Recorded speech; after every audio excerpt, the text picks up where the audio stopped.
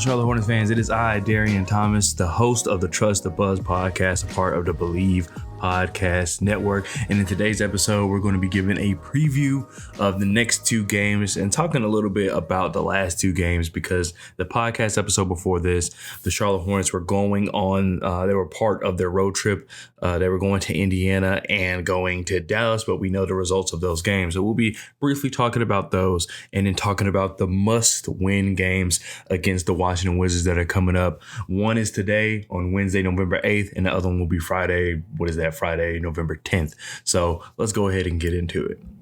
All right, so speaking for the games that happened already, first we'll talk about the Indiana Pacers game. That game, I did not get to watch much of it. I was actually just out of the house and just was unable to watch it, but I was able to watch like the last 2 minutes. And from what I saw, the team was playing hard. And kind of when I went back and watched a little bit of it, like through NBA League Pass, the energy of the team was different. Yes, we lost Terry Rozier, but guys were stepping up. I was seeing Brandon Miller guard Tyrese Halliburton, which it seemed like, at least the time I watched, it seemed like it did slow down Tyrese because he was going crazy. Before that, he went from having like 0 points to 30 points in a hurry. And I think that Brandon Miller just did a good job of being on him, at least in the time I saw. Please correct me if I'm wrong. But at least from what I saw, putting Brandon Miller on to Tyrese Halliburton was a good switch. And then speaking of a switch, at the end of the game, as I believe the Pacers were down 1, maybe 2. I don't quite remember, but they basically tried to get the switch off Brandon Miller on to get Tyrese to get LaMelo. And LaMelo was not having a good shooting game, even though he did hit a couple of threes at the end there, which that's kind of been his thing as of late. You know, he kind of hits it when it matters the most. Yeah, they got the switch that they wanted, but LaMelo played, I think, pretty good defense on Tyrese Halliburton and was able to poke the ball free, and that sealed the game. So LaMelo locked up Tyrese to seal the game for the Hornets to win that game. And I think that for someone that's hard on LaMelo and people think it's hate or it's I'm listening to the media, because I hear all those kind of things if I ever say anything bad about LaMelo, but sometimes it's a matter of you are going to be hard on the player you believe in the most, and LaMelo is the player I believe in the most on this team. I mean, of course, he's a young player. Of course, there are going to be some things he could do better, but I'm never going to be hard on him just for the sake of being, difficult towards him or try to hate him or whatever the case may be. I outside of Hornets fandom, I probably defend him more than anybody, when it comes to talking to teams of other fans and whatnot. I defend LaMelo, but I'm also going to be the first one to admit if he's done something stupid or poorly or whatever the case may be. And that's kind of what it's been this season, in my opinion, is that I don't think LaMelo's lacking any talent.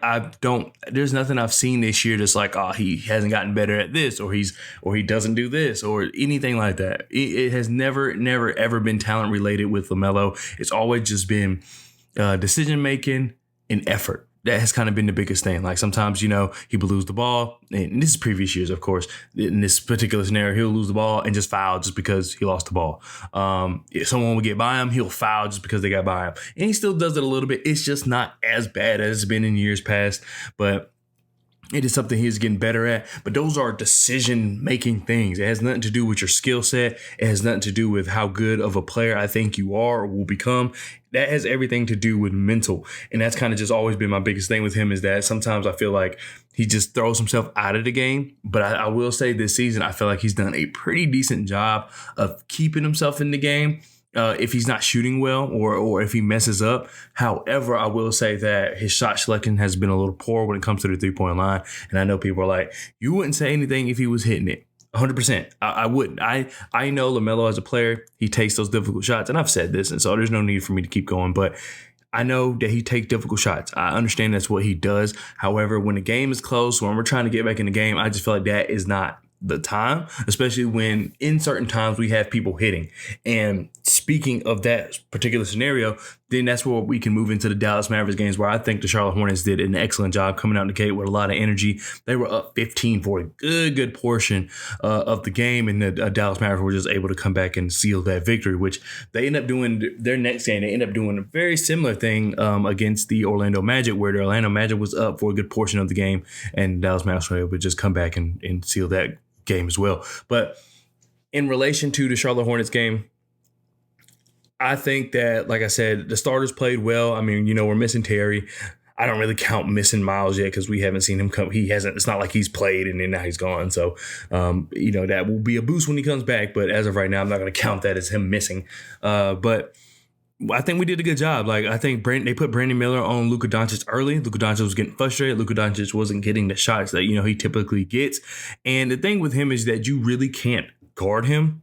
If that makes any sense. I know it sounds crazy. There's very few players in this league that you can't guard. To me, Luka is one of those players. He thrives and he gets his energy off hitting those difficult shots. And he just does. Like, he just hits them.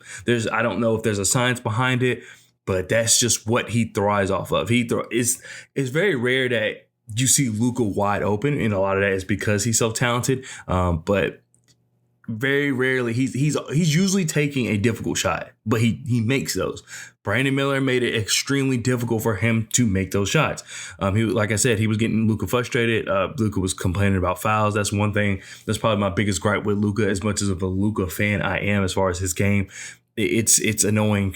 Sometimes I kind of, for lack of a better word, childish he can be when it comes to getting fouled. And there's other players, like, that's another thing. If I say something about a player, it doesn't mean he's the only one that does it. I know that people, for some reason, always take that and say, oh, you're only saying it. You're saying about this player. What about this guy? What about this guy? Well, the Hornets aren't playing that guy. Like, the Hornets aren't playing these other guys that may apply to. They're playing this particular person right now. So, yeah, with Luka, that's kind of just one of my biggest gripes with him. But Brandon Miller, like I said, was getting him frustrated. He was not letting Luka get any easy shots. And while Luka normally doesn't take easy shots, I still think Brandon Miller did an excellent job of just defending Luka and just making the whole offense kind of struggle. But the thing was, we were getting killed by Tim Hardaway Jr. and Grant Williams, which very Charlotte Hornets fashion, because Kyrie hasn't even really taken off yet and had like the Kyrie game yet.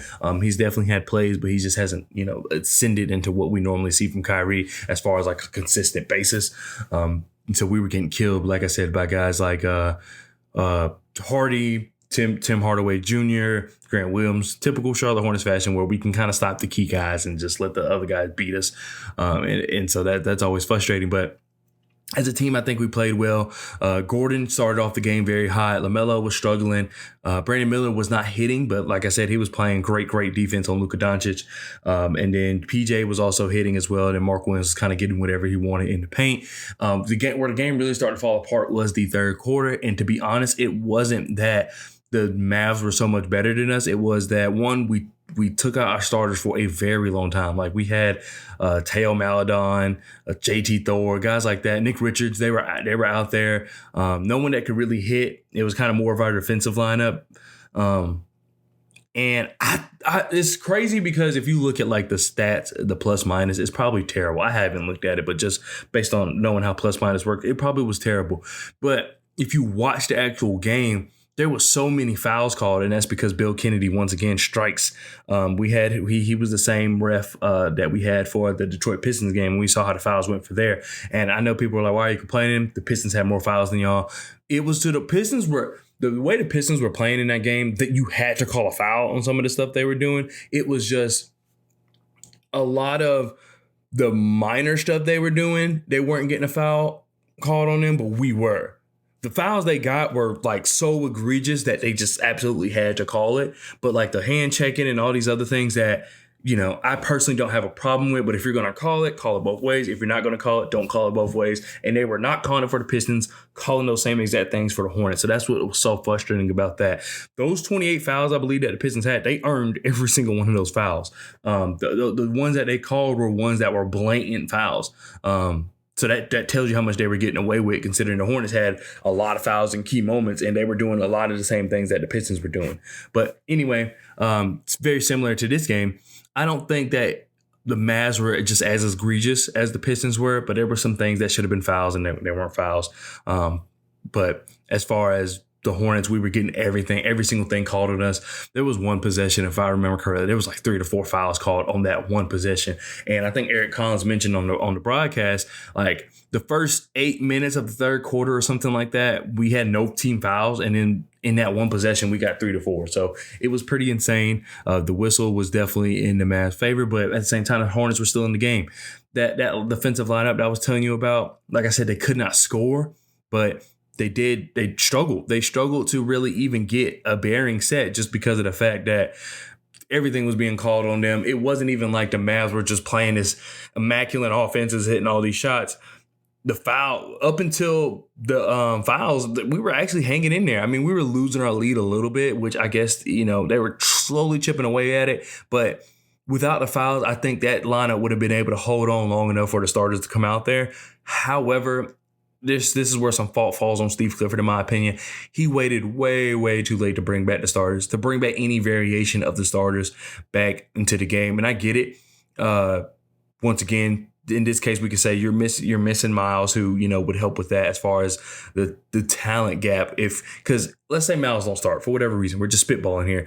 If Miles doesn't start, he comes off the bench, the talent gap is a lot smaller, than, putting JT Thor out there for 10 minutes or however the case may be in the third quarter. So it will help. And missing Terry, that also would help. So the starters just sat out so long because he wanted those guys to get that rest because, like I said, we don't have Miles, we don't have Terry. So I feel like that could possibly be better in the future as far as just we will have some people to bring in the meantime until everybody gets ready. But as far as this game, like I said, you're missing Terry specifically. So it is going to be a little, you need your bench to do a little more. Even though you moved up Brandon Miller to the starting lineup, that's normally where Brandon Miller would come in and kind of, be the offensive guy for that lineup and also be able to help defensively. But considering now he was part of the starting lineup and everybody else was resting as well, you didn't really have anybody to score. And I think that was the biggest part, was why, even though it was slow as far as the Dallas Mavericks being able to chip the lead away, we weren't able to, really slow it down because we weren't able to score. And like I said, all the fouls.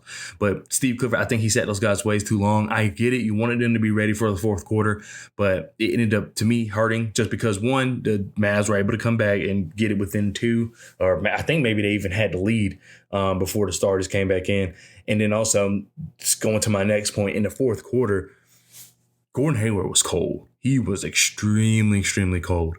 He couldn't hit a shot to save his life. Luckily, LaMelo took off, and that allowed us to kind of stay in the game for the longest time until that dreadful inbound play, which we will talk about. But Gordon Hayward was extremely cold. And it's not to just get on him, because I do feel like there was some coaching mistakes as well in that fourth quarter. But Gordon Hayward was hot all fourth quarter. He was almost ball hogging. There was some times where it's like, why are you taking a turnaround shot? And I know that's the Gordon Hayward shot, but he was kind of hitting it. He was hitting it at a decent enough clip to where you're like, okay, this is fine. But still, you did want more guys to kind of be involved, just because of the fact that, if anything, I know the Gordon Hayward magic runs out at some point. We've seen Gordon Hayward long enough where sometimes he'll have games like this and then it'll slowly dwindle away. And this was one of those games. And I feel like personally it was because he was just on the bench so long. I don't think it had anything to do with him just missing. Even though, I mean, obviously that's part of it because he was missing, but I do feel as though him being on the bench as long as he was, that really hurt, because by the time they brought him in, like I said, the Mavs basically had the lead. Gordon Hayward was wide open on some attempts and just couldn't hit. It got to the point where they were leaving him open and he still couldn't hit. And then it got to the point where he was scared to even put it up when he was open. So then that hurt us even more. Like I said, luckily LaMelo was just going crazy. He was able to finish at the basket. He was able to do some circus shots, typical LaMelo fashion. He was able to hit some threes to kind of really stretch out the defense and allow other guys to kind of find pockets. And the issue was, though, like I said, Gordon Hayward was just struggling so bad, is that up until this point, like I said, Mark Williams was in the pick and roll, at least, and putbacks as well. Mark Williams was kind of getting whatever he wanted with Derek Lively, so he was kind of winning that matchup. I don't understand why we didn't feed him the ball more. I'm not saying take the ball away from LaMelo. I'm just saying that, obviously, the more LaMelo continues to hit, the tighter the defense will get on him. So then, you would have to look for other people. And they just didn't do that. Steve Clifford and staff did not adjust to Gordon Hayward missing. I get Gordon Hayward was open. Trust me, I do. He was wide open on some of these attempts, but he was not hitting. And I could understand if he was the only guy hitting. So if LaMelo continued to have the game he was having from the field, then I would understand. But like I said, you had Mark Williams kind of getting whatever he wanted. PJ Washington was extremely efficient. And then in the fourth quarter, they just stopped giving him the ball. Like he just wasn't a part of the offense anymore. And this is before he got injured. So that was frustrating.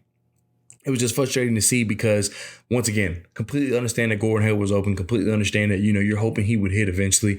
But I'm telling you, it was 3 to 4, maybe even 5 consecutive shots he just clanked. And when you have someone like LaMelo going off, and the defense still didn't get quite tighter on him yet, I would like the team to kind of pivot and use him more. It's like, Gordon Hayward, I know you're open, but you're just not hitting. You're not hitting for us right now. And honestly, you're taking away possessions from us by, we're getting to you early in the shot clock, but it's because you're wide open and then you miss. And then that allows the Mavericks to go on a fast break. So I think that, we could have maybe took our time with the offense a little more and just set up some plays, because we had 3 other guys who were playing extremely well offensively. And then even Brandon Miller, if you look back at his shot selection just wasn't the best. And sometimes that wasn't his fault. I think there was 2 where the shot clock was going down, so he just kind of tossed it up. There was one where he kind of had a little pocket and he kind of leaned, but he just missed. Fine. I mean, that's what happens. You're not going to make every shot. So I would even trust him a little more in that scenario than Gordon Hayward at the time, because going into the quarter, I completely got it. Gordon Hayward was on fire. Like, he was able to get to where he wanted on the floor. That's one of the things I admire about his game. He was able to get to where he wanted to on the floor, hit a shot. He just wasn't doing that. It just stopped. They didn't allow him to dribble as much. And I think that's kind of what took it away, because he wasn't able to get into those pockets. A lot of it was just catch and shoot opportunities wide open. He just was missing them. So I feel like you had to find other ways, and the team did not adjust to that, which is ridiculous. And then we go to add up to the final play, the out of bounds play, where basically Brandon Miller's the one taking out the ball. You have Teo Maledon, Gordon Hayward, LaMelo Ball, and Mark Williams on the floor. And like I said, Brandon Miller taking out the ball. You don't have any timeouts. I think we're down by 1 or so. And we could not get the ball in, got the 5 seconds. First, it was the longest 5-second violation quickest 5-second violation I think I've ever seen. Besides the point, if you look at the play design to me was not good. I know some people say, they didn't mind it. I just didn't like it. One, LaMelo Ball setting the screen. Do not understand why the guy who is single-handedly almost keeping you in the game is setting the screen. And I know it was really to kind of maybe get him open, but I don't know. I feel like there was other ways you could do that. I just feel as though, especially in the manner in which he was setting the screen, so it was like a double screen where Mark Williams was setting a screen at top. LaMelo was basically like right next to him trying to set another screen and to be able to get open and to go into the corner. I don't like that corner shot, especially coming towards Brandon Miller, but also on top of that, like I said, it was just a bundled up mess. And considering LaMelo is the hot hand, I don't understand why you put him in a position to where anything could happen. He could have got tangled up. He could have tripped and fell. We see in those particular scenarios where that happens and there's no foul call just because it's so much going on. It's like if the refs want to be technical about it, they have to call foul based on every player on the court in those type of plays. You just never know what could happen. So I don't understand why the guy who, like I said, is basically single-handedly kind of keeping you alive in this game is set up to set a screen in that way. Also, you have Teo Maledon out there, which I don't mind because at this point, PJ Washington's hurt. Of course, Terry Rozier is not in the game, so it does affect your lineup a little bit. But Teo didn't add anything to that play. And not just him. It's not his fault. It's anyone who would have been in that position. I don't care if it was Terry or PJ or whatever. They just didn't do anything for the play. Like, that person was designed to do nothing. And I understand that sometimes that happens. But considering this is where it's not Teo's fault, but the personnel was the problem. Considering it was Teo, he's not a threat. So I feel like that didn't really help much. He didn't really draw anybody away. He didn't really add, like I said, once again, add anything to the play. The only thing he added was he was able to pull someone from the far deep side, the other side of the court from Brandon Miller for Gordon Hayward to kind of wrap around. However, I don't even like that because, yes, maybe Gordon Hayward was open for a brief second. I don't quite remember. But one, it's a cross-court pass. 2, you have a rookie inbound in it. And 3, Gordon Hayward wasn't hitting all game, all fourth quarter. So I just don't understand kind of the thought process.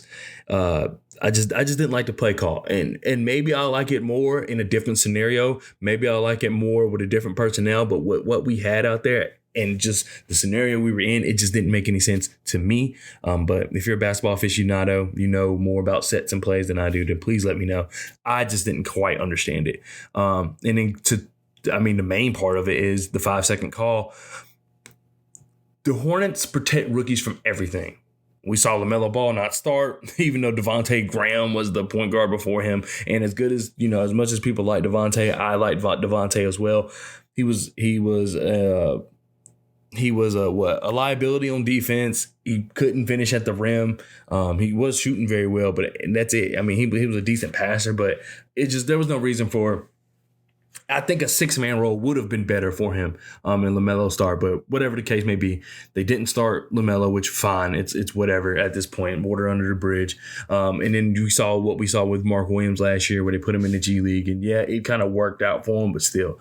And my point in saying all that is that the Hornets, whatever they do, they always try to remove rookies from positions of that nature. As far as Brandon Miller inbounding the ball, I don't know why all of a sudden this time it's like, oh, we can do that. And I think Brandon Miller's a very poised rookie. I think Brandon Miller's a very mature rookie. I don't really have a problem necessarily with him being the inbounder in that case.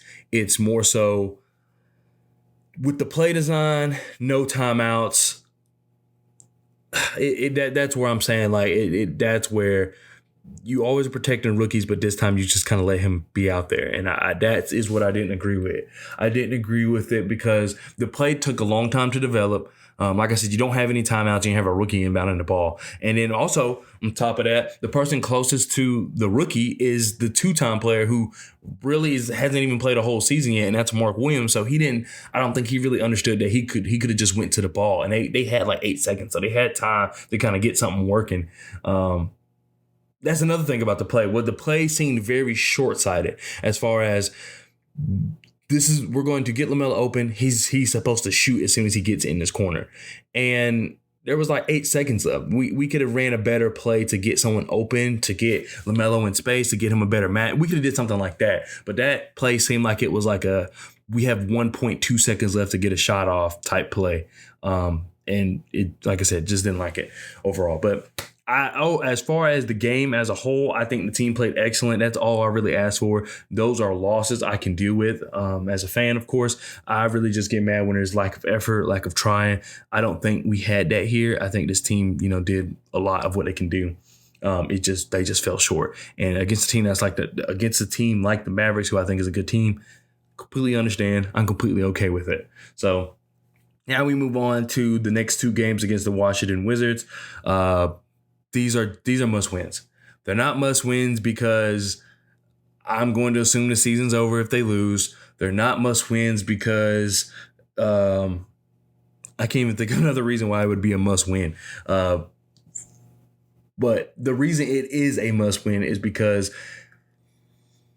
the Washington Wizards are not good at all. At all. They're a really good offensive team. They're literally the worst defensive team in the league, one of the worst rebounding teams, if not the worst rebounding team in the league. As we're one of the worst defensive teams in the league as well. But that's neither here nor there right now because it still doesn't change the fact that the Hornets should be able to beat this team. And that's why it's a must win. Both games. Because if you're telling me that we're a playoff team, we have the players saying it, we have the coaches saying it, we have all these people saying it, then I don't see why you don't win these 2 games, even if you're missing Terry, because we are missing Terry. And I know that that's not part of, the vision when you say this team's a playoff team. And we're, in this case, also, you're missing Miles, because when you're thinking of this team being a playoff team, Miles is in that picture. It's the Wizards, man. And we saw, granted, Terry was active, but we saw how it was in preseason, and it is preseason. I get it, but we saw how it was in preseason when it was our starters versus their starters. We ran the table on them. There was nothing they could do to stop us. This time it's going to be a little different because we're missing Terry. Whatever the case may be, but I just don't see it. I don't see how there's a way that you lose this game. You have Nick Richards, who's supposed to be, like I keep saying, for last year, statistically one of the best offensive rebounders in basketball. And is someone that we've seen have close to 20 rebounds. I think he's had a 20 rebound game. It was like the first game of last season, maybe. I don't remember, but we see Nick Richards be highly, highly effective when it comes to crashing the boards. Mark Williams as well, highly effective crashing the boards. Mark Williams doesn't miss shots. I think he has like the highest field goal percentage in the league. There's no one that Washington has to stop him necessarily. The only person that could stop Mark Williams is himself for foul trouble in this game, and that may be because he's trying to block everything. But the Washington Wizards are very like perimeter teams, so I'm gonna need our perimeter guys to step up. I know Brandon Miller will probably guard Poole. Maybe he might guard Kuzma. I don't know, because Poole's a little quick and shifty. Kuzma is someone who, if you don't guard him, he can drop 30 on you as well. So maybe they put Brandon Miller on Kuzma. I don't know. We'll see. But it's just an important game. The matchup is in our favor. I understand we are injured. I understand we're missing Terry. But there's still no way we should lose this game. Either one. Especially the one on Wednesday because it's at home. Friday, it's away. Once again, you'll probably be missing Terry. It's a little tricky. That one's a little tricky. But for the most part, I don't think we should lose. I'm not going to sit here and say LaMelo is back just because of the game he had last game. I hope so. But, I don't know for sure. And, that's really it. There's really not much to say about these games because it should be a done deal. Now, if the Hornets win like by 5 or 3, I'm not going to be like, we still suck. No, the point is to win this game because at the end of the day, we are missing Terry. At the end of the day, we don't have our full, complete roster of what we envision of being a playoff team. So I'm not asking for a blowout, but you should win. Any adversity you face against this team, you should be able to fight through it and win the game. You're a more talented team, even though you are missing 2 key players. Even though you don't have 2, of what you envision your playoff roster to be, you don't have 2 of those players. And I just don't understand how we could lose this game. I don't. It would have to be we come out weak. That's the only way we lose this game. Because the one thing about the Wizards, specifically about Poole and Kuzma, is once they start hitting, it's hard for them to stop. Once they start hitting their shots, it's not going to be easy to get them out of their rhythm, especially with Poole, just because of the fact that he's able to hit from anywhere. Once he's on, he's on. So the Hornets are just going to have to come out and just be ready to play. You can't not take this team lightly because they feed on the pressure they can put on you offensively. They don't care about defense. They really don't. And it's a young team. They're not really expected to do anything. It's more of like a rebuilding year, especially considering you didn't get back really what you wanted from Beal. I feel like you got more back for Chris Paul than you got for Beal, but you didn't really get what you wanted for Beal. You're trying to make up for that. You're just trying to be a fun team, and fun teams for people who are not like me are highly touted, offensive teams, and that's what they are. So we cannot let them start hitting their shots. We cannot let them see that ball go in early, or else there's going to be a problem for us because we know once we get punched in the mouth, it's hard for us to fight back. So that's really all I got to say. We have to adjust. We have to adjust. They don't have anybody to protect the paint. They don't have anybody to rebound. They don't have anybody to really live in the paint offensively or defensively. We have to take advantage of that. If we force those guys off the 3-point line, run them off the 3-point line, make them funnel towards Nick Richards or Mark Williams, we should win this game. If we continue to use Mark Williams and have him be a key person, I know people are looking for LaMelo to break out. I completely understand. I'm looking for it too.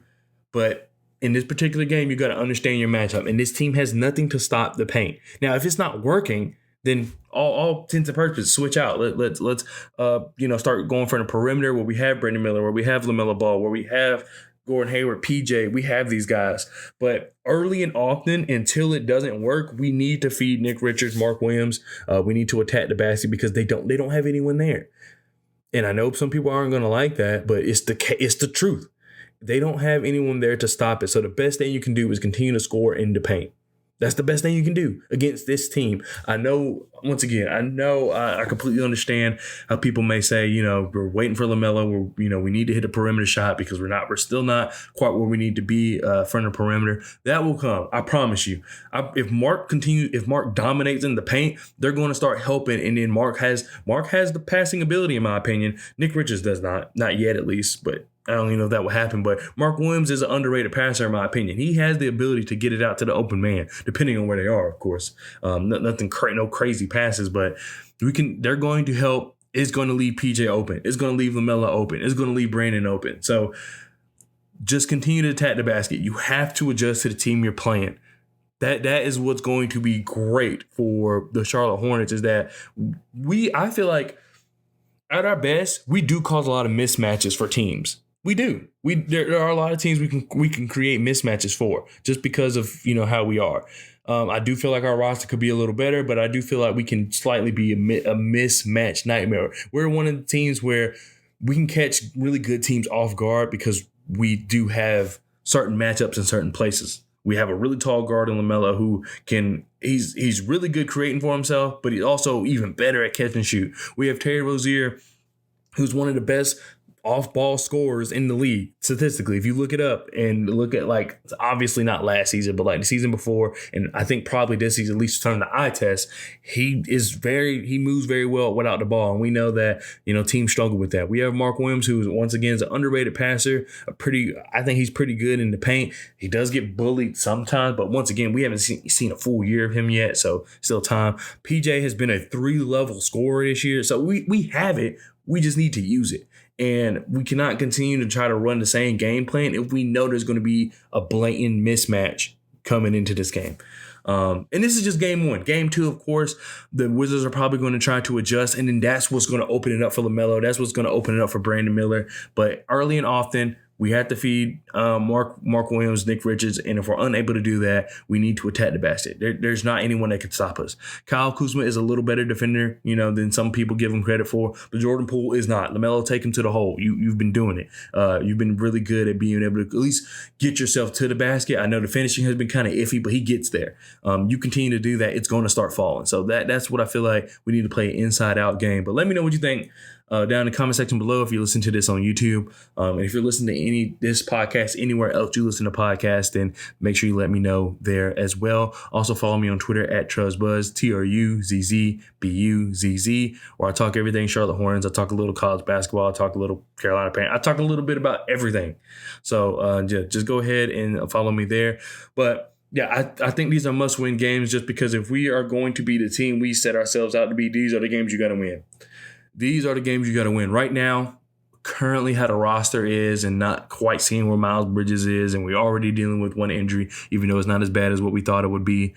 I'm worried about kind of the bottom half of the NBA as far as these are the teams we need to beat, like the Rockets, the Pacers. We should have beat the Nets, in my opinion. These are teams we kind of got to beat. We will worry about the Celtics, Warriors, Nuggets, all of them when we kind of get an idea of what this team actually looks like and how this team's actually going to perform. So if we lose those games, we lose those games. Those teams are really good, and they're really good for a reason. We're not that good as compared to them. But these other teams, Wizards, well, I can't think of other teams off the top of my head. The Memphis Grizzlies are right now.